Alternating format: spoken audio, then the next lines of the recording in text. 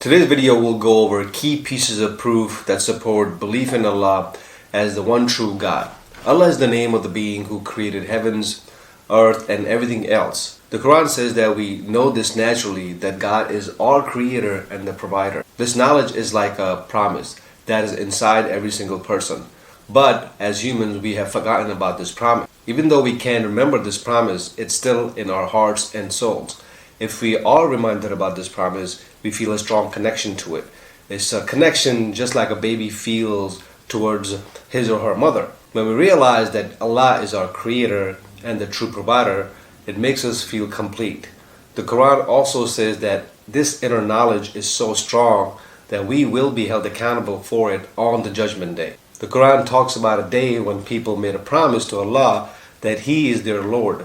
Quran states in Surah Al-Araf, if you look at it, verses 172, 174, before every single person decided to come to this world and decided to take test of life, we testified that God is our true Lord. So God asked us, am I not your Lord? And we all said, yes, you are our Lord. God did this so we are able to not say on Judgment Day that we didn't know, we were just following our ancestors, especially when it comes to worshiping idols. God is making it clear that people can understand and they follow the right path. So the question may come up, how do we know that God exists if we can't see or touch Him with our own eyes?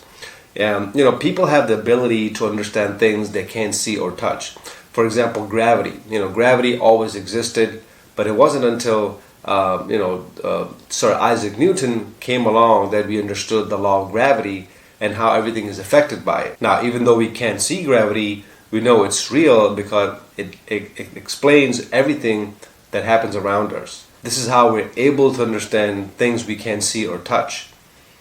When you study the world around you, we notice that everything is made with such care and thought, and there's like a lot of wisdom and order in this world.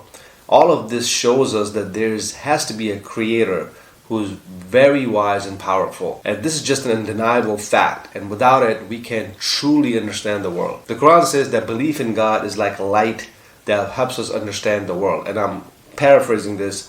Without it, the world would be dark and meaningless. So if you look at Surah An-Nur, verse 35, it says, belief in God is like a light that shines in the heart of a person, and it's like a lamp in a glass that shines brightly. The light comes from a special tree that gives off oil, and it doesn't need a fire to shine.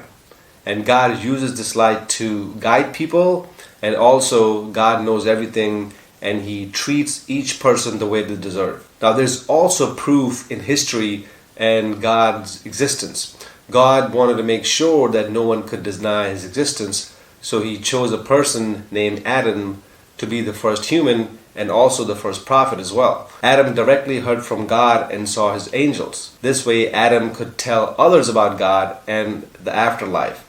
Now, even after Adam died, his children and their children would know about God and the afterlife, so that people throughout all time, in all places, and in all generations would never forget about God.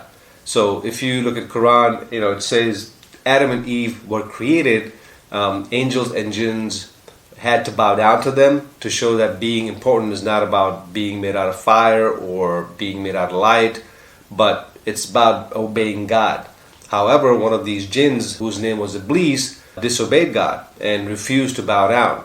And after this, God put Adam and Eve in a big garden where they have everything they needed, but they couldn't go near that one tree and eat from a fruit from that tree. So God told them not to eat it and warned them that Iblis would try to come and make them eat it. So that's exactly what Iblis did. He came to them, pretended to be their friend, and said that secret to living a forever life is in that fruit. Adam and Eve wanted to eat the fruit and gave in to the temptation.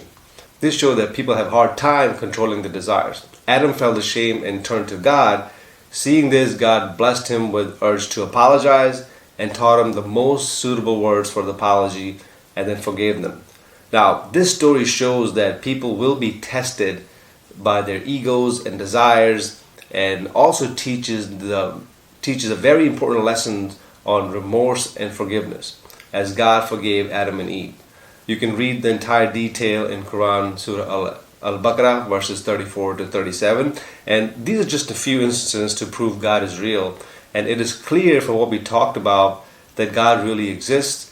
And people learn about God from their family, their ancestors, and both the things we can see or cannot see and the things we can touch or not touch show that God is real.